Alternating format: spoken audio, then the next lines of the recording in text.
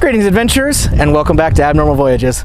My name is David, and today we are in Liberal, Kansas with my friend Dorothy here. We're going to follow her over the rainbow and explore the land of Oz. Let's go.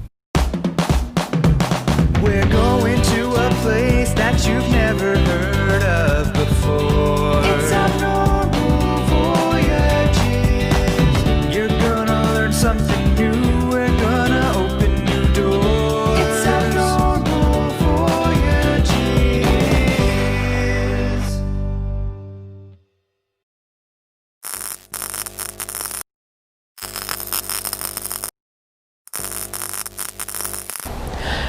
As everybody knows, the story of Dorothy and Oz begins here at a humble farmhouse.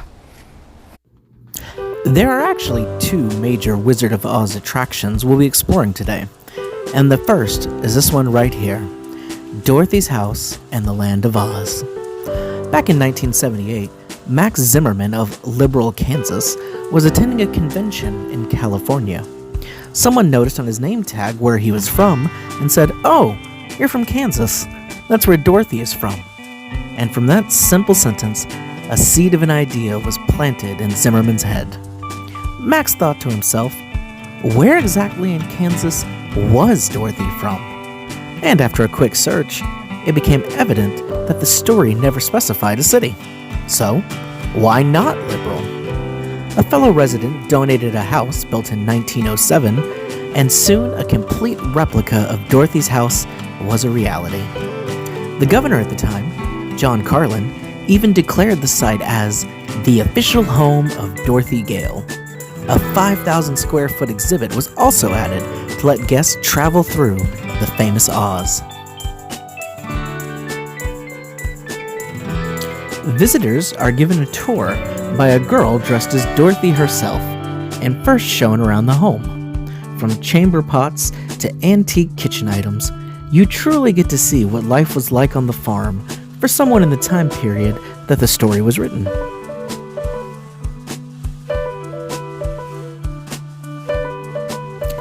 But of course, the exciting part comes after the house, when Dorothy leads you outside and over to the Land of Oz. This attraction has been here for decades, and it's easy to see that age. However, that is definitely part of the charm. As you first enter the Land of Oz, you're suddenly back in the house that you just left. Everything seems exactly the same. But soon, things took a dark turn. A fierce tornado attacked the house, but we managed to hang on the best that we could. After the storm settled, we walked out and found ourselves in a completely new and magical land.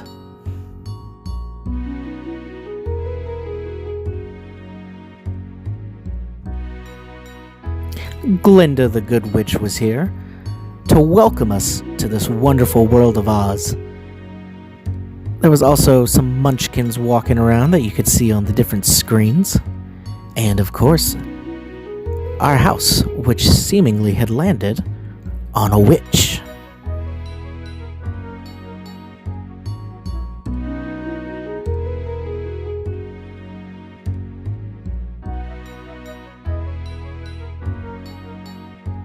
We were soon told that following the yellow brick road to the Emerald City in hopes that the wizard could help us out was our best chance of getting home. So we took off. Along the way, we found a friendly Scarecrow here, who had quite a riveting conversation with us, even though he claimed not to possess a brain.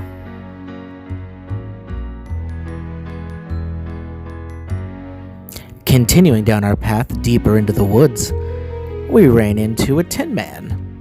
He was very nice, very kind, but he claimed that he did not have a heart. It was a very sad story. We told him he could come to the wizard with us, and maybe he'd be able to get some help. And then a lion jumped out, but he turned out to be quite the coward. No courage on this one. But everywhere we went, we were chased by the Wicked Witch of the West, who seemed very upset that the house had landed on her sister, the Wicked Witch of the East.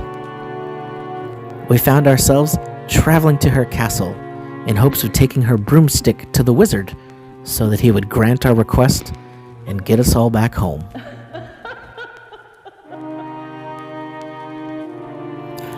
I know they may not have been the nicest, but I think the flying monkeys were very cute. Who doesn't like flying monkeys?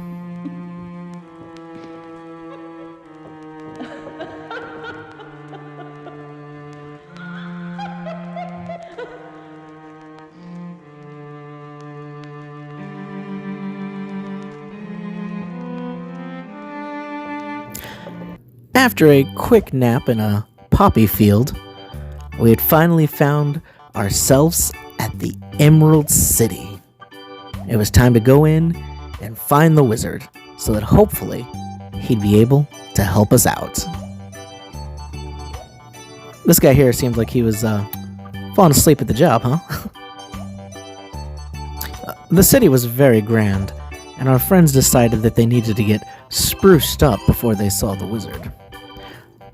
So, as we stepped into town, the lion quickly got a nice little haircut, got some of those tangles brushed out of him there.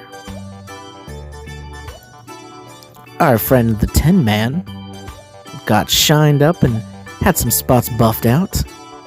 And the Scarecrow was stuffed up a little bit more, you know, a little extra hay. Finally, it was time for our audience with the man himself, the wonderful Wizard of Oz. It was a pretty impressive display, a little intimidating, but something tells me there's a little more going on behind that curtain over there.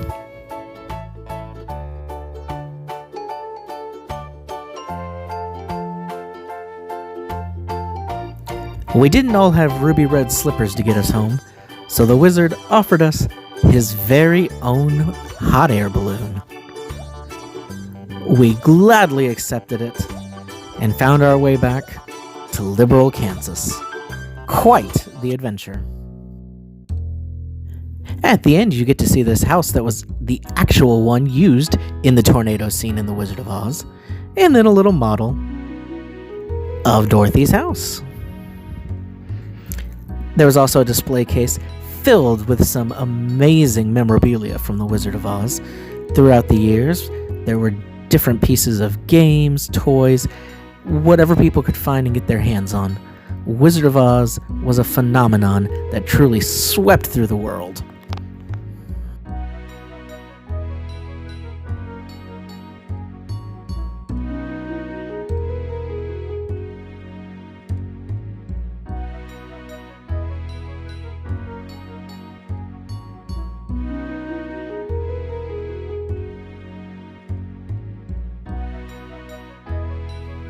This dress actually belonged to one of the original Munchkins.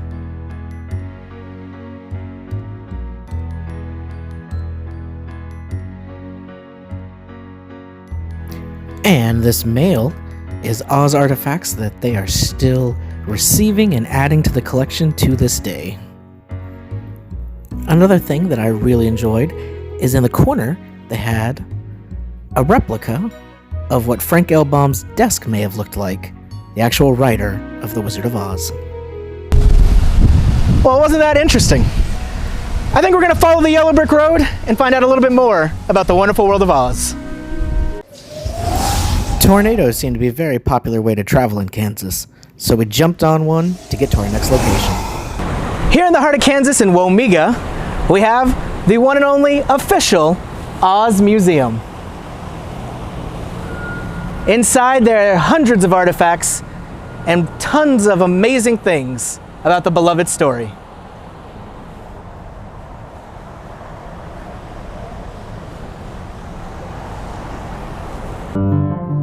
However, before we could go into the Oz Museum, we ran into our friend Toto, and it turns out he needed a little bit of help.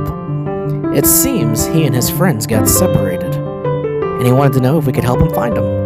So of course we said yes, and then took off into the town to find the other Totos.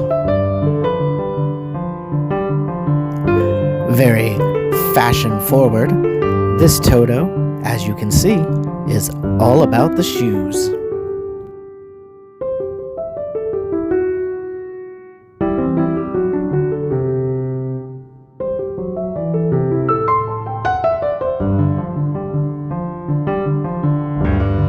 This Toto is representing the Lollipop Guild.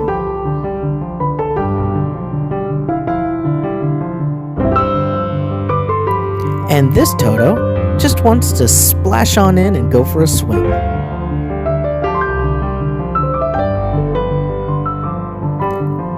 This Toto shows off some of the scenery of Womega.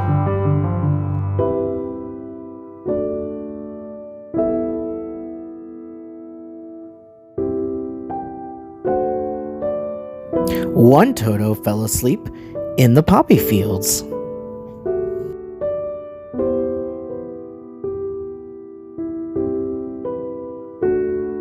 More images of the town decorated this pup.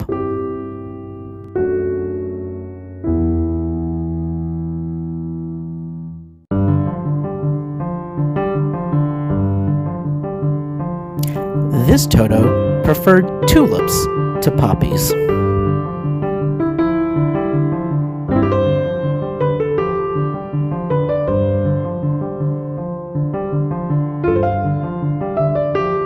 By far my favorite and the smartest Toto, reading a good book.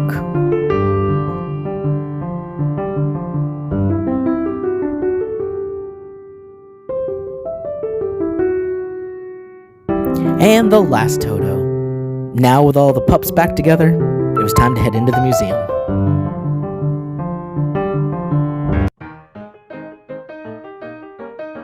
After a whirlwind of a tornado trip, we've arrived in the Land of Oz.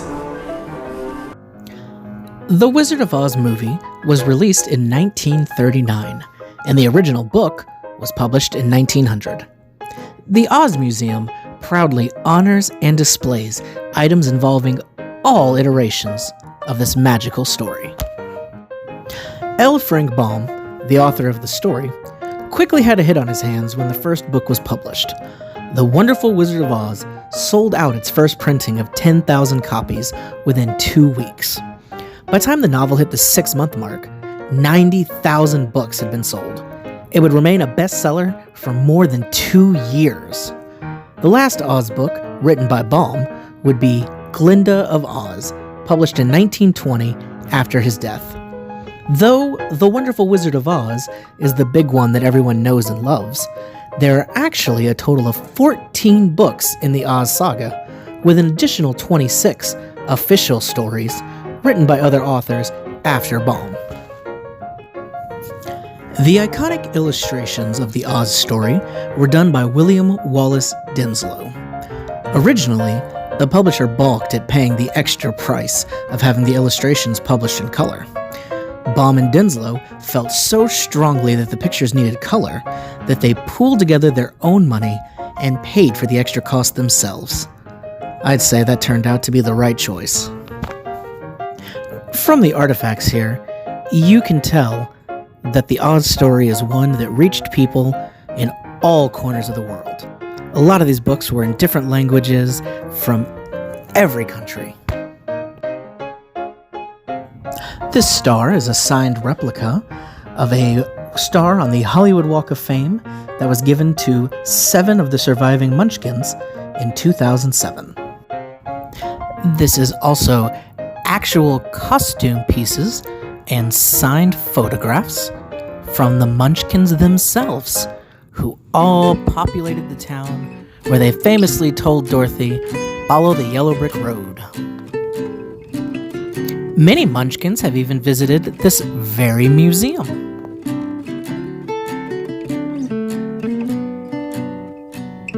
Judy Garland, of course, played our hero Dorothy. Though in the books Dorothy was between 8 and 12, Garland was 17 at the time of filming. Her performance of Dorothy Gale and renditions of such classic songs as Somewhere Over the Rainbow will live on as possibly one of the most iconic roles in all of movie history. Of the many faces Dorothy encountered in Oz, her first true friend was the unforgettable Scarecrow. Though he claimed to not have a brain, he still managed to find a huge place in our hearts. The prosthetics used on Ray Bolger to bring the Scarecrow to life were so intense they left marks on his face that took over a year to fully fade away. It was impressive the amount of items the museum had managed to gather. They even had on display Ray Bolger's actual passport.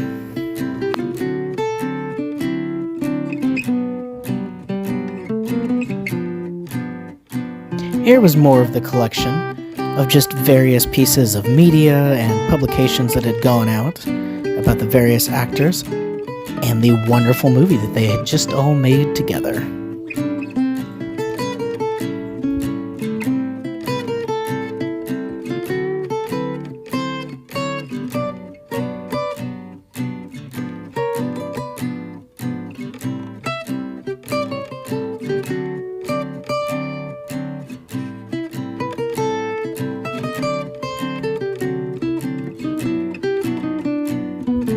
Though it's widely known as a massive cinematic hit now, The Wizard of Oz actually flopped when it originally came out at the box office. It really didn't find its audience until it started airing on TV in the 1950s. But as we can see, Ozmania took off from there, where every conceivable toy product they could possibly make into a Wizard of Oz item absolutely was.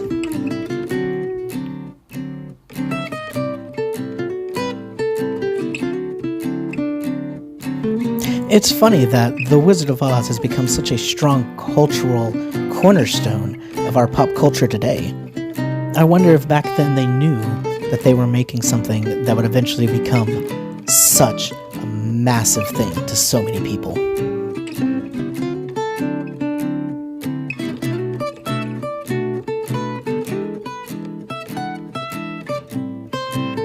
The Tinman is another character whose makeup was a bit problematic, as the original actor had to drop out of the movie once an allergy to the silver paint caused his lungs to collapse.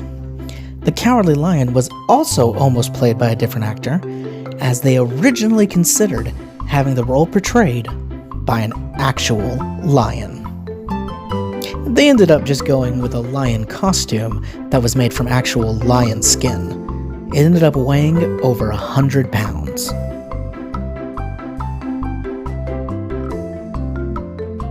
Though this iconic tale does have our hero hailing from Kansas, Frank L. Baum himself actually had never been to Kansas when he wrote this story. Nobody's quite sure why he picked it, but it seems like he made a good decision.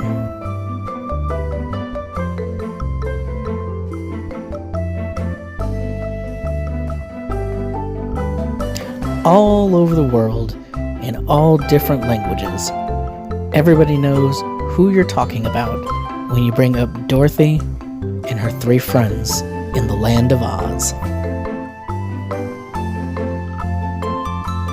As you're traveling through the museum, you can actually stop for a showing of, what else? The Wizard of Oz. The outside of the mini theater had this lovely table with characters from Oz, a poster from The Wiz, an original Wizard of Oz poster, and then 2 posters from other countries advertising The Wizard of Oz.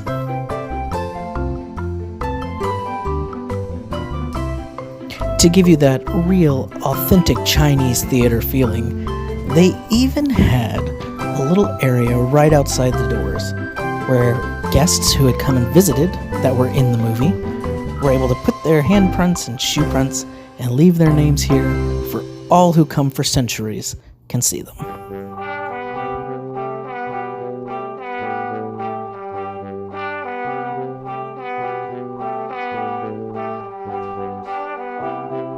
Ah, and here we come to the last of our trio. All right, if you insist. Well, the Cowardly Lion's a little too scared to go in here, so we'll go see it for him. We got some spooky woods. I'm sure it's fine, though. What's the worst that could happen?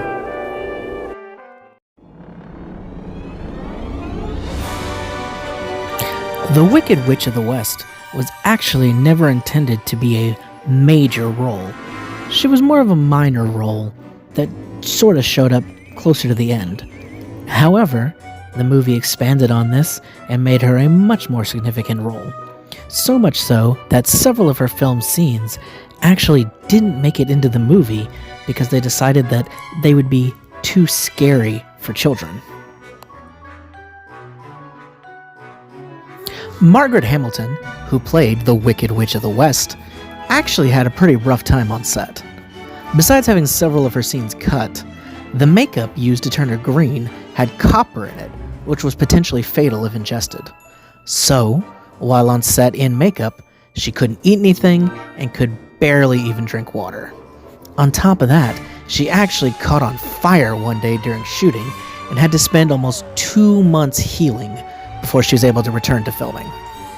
But for all that, she certainly turned in an all-star performance and goes down as one of the most memorable villains in cinema history.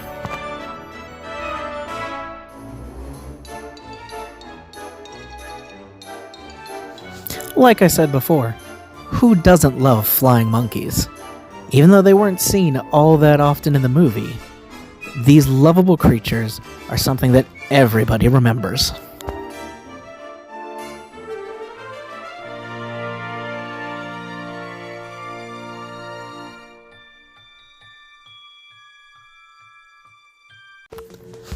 The story of Dorothy and her friends has actually caused many spin-offs from many different franchises, including The Muppets, where they actually had a set piece here where Pepe the Prawn was able to pop out of the little house and talk to people.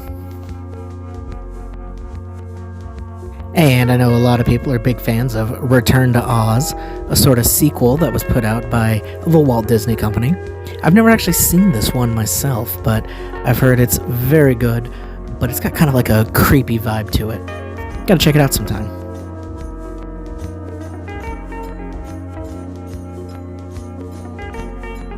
A poster from Tinman, the sci-fi miniseries that was loosely based on The Wizard of Oz, and a nice collection of Glinda goods here, along with some stuff featuring the man himself, the one and only wonderful Wizard of Oz, in the flesh. Funny story, he actually played 4 different roles in the filming of the movie.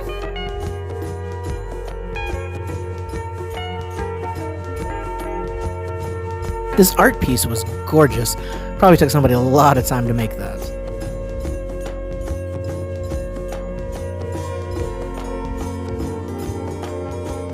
And of course, the wizard's hot air balloon that you could climb in and take a picture.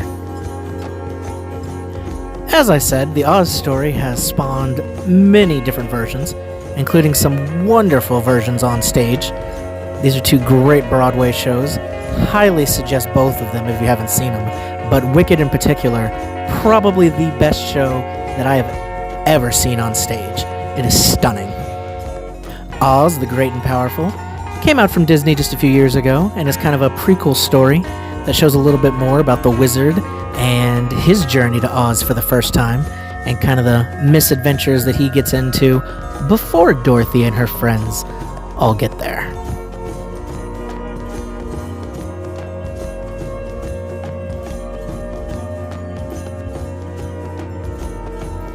And as we come to an end, several different posters and pictures that show a little bit more of how people's lives are touched by this magical, wonderful story.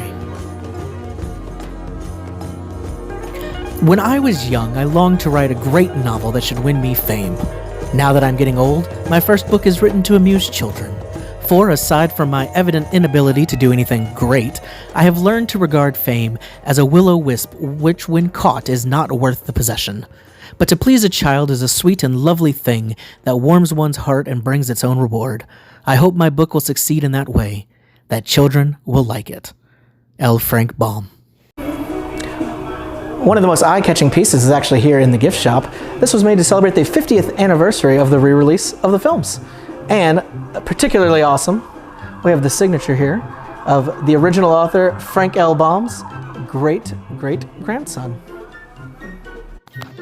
There was actually 4 of these massive guys made for the anniversary. One of the Scarecrow, one of the Cowardly Lion, one of the Tinman, and of course, one that had Dorothy and Toto together.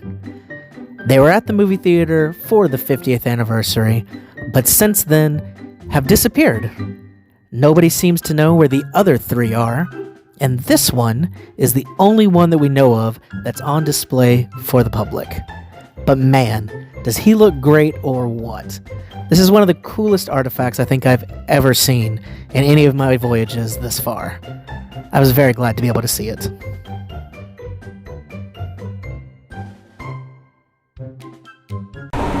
As you can see, there are many wonderful things over the rainbow.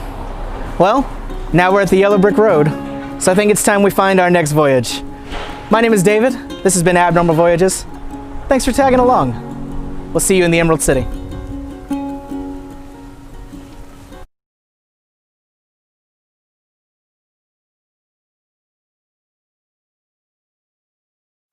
It may not be the Emerald City, but the next episode sure is filled with a lot of green. Come join us for a very special Froggy episode and meet the most famous frog of all time.